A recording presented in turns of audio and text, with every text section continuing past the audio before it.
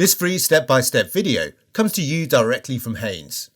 You can complete more than 200 jobs on this vehicle when you purchase the complete Haynes online manual at haynes.com. Open the passenger's door and pull the bonnet release handle. Pull the safety catch release and open the bonnet. Release the support prop and clip it into the hole in the inner wing.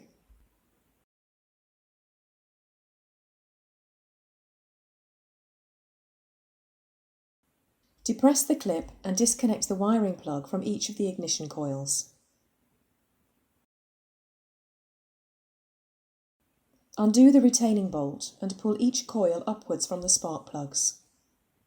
Note their positions. The coils should be refitted to their original locations. Using a spark plug socket and extension, unscrew and remove each spark plug.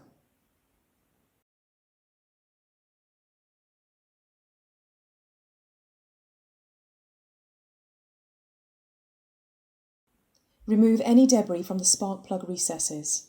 A vacuum cleaner is ideal for this. Check the gap between the electrodes on the new spark plugs. The correct gap is 0.9 mm. Bend open, or close, the outer electrode until the gap is correct. It is often very difficult to insert spark plugs into their holes without cross-threading them. To avoid this possibility, fit a short length of rubber hose over the end of the spark plug. The flexible hose acts as a universal joint to help align the plug with the plug hole. Should the plug begin to cross-thread, the hose will slip on the spark plug, preventing thread damage to the aluminium cylinder head. Fit each plug, then tighten them to the specified torque.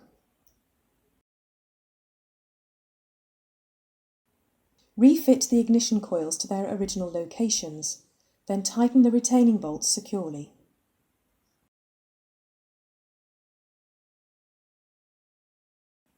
Reconnect the wiring plug to each coil, ensuring the clip engages.